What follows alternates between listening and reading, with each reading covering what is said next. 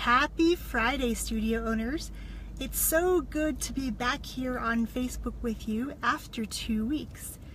You may have noticed that I've not been doing any Facebook Lives or doing really much posting here on Facebook in the past couple weeks, and I wanted you to know that it's been for a very good reason.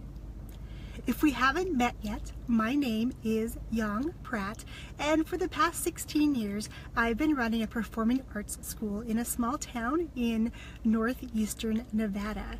And now I've taken that passion and combined it with my passion for technology to help studio owners, whether they're in the performing arts, any kids-based activities, or even yoga studios.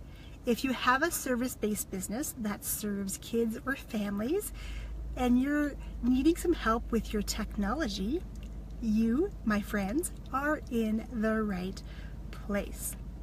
Well, for the past couple of weeks, I have been really unplugging and doing a lot of assessment since we're coming up on the last quarter of the season. I'm doing a big pivot in my primary business right now and am incorporating some more technology, especially technology classes for kids, to help them be able to learn the skills that are marketable in our new economy that is global, so they can learn to help other studio owners and other business owners with their technical needs as well. So I have been really mapping out and strategizing and looking at every single piece of software that I use to figure out what is necessary, what is redundant, what I need, what I don't need, what I like, what I don't like, and really just whittling away to really get tight with my expenditures. So as I head into 2018, I have a good sense of what I need in my business and what I don't need right now. I don't know about you, but sometimes when I see a new piece of software, I love to jump right in and test it out and give you guys feedback on the good, the bad, and the ugly with new software or new releases of things. But sometimes I dive in and I don't give myself enough time to really dive into that piece of software and learn it to where I become a master, so to speak, where it makes sense and it serves my business.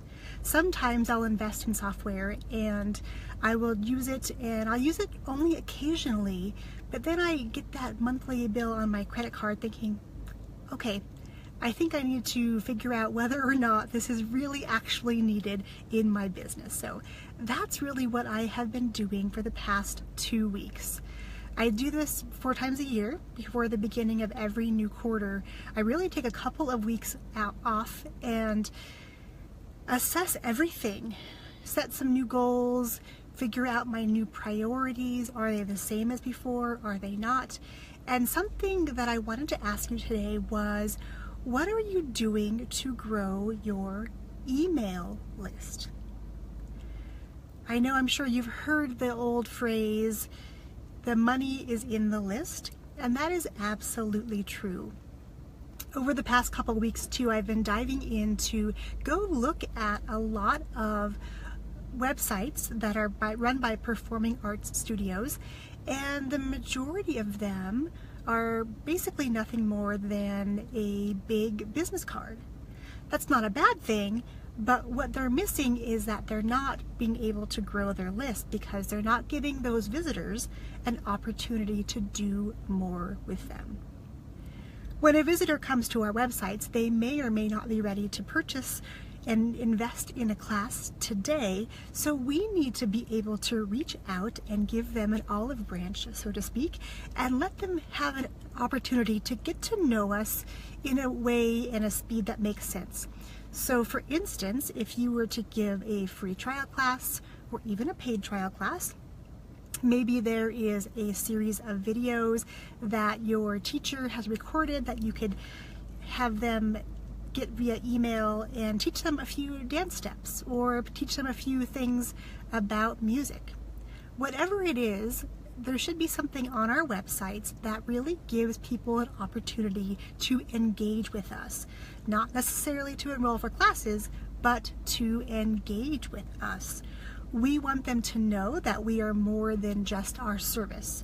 We're there to help educate them. We're there to help hold their hand and help them along the way. And some people need to go slower than others. So we need to be able to meet those people where they are.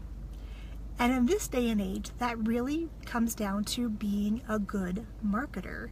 And the more opportunities we give for people to engage with us and interact with us, and the more opportunities we give them to join our list, the more opportunities we have as business owners to connect with them again and again and again.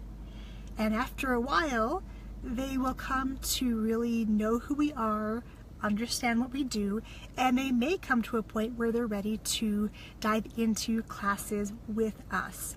So my friends, my question for you today and my challenge is for you to head over to your email service provider.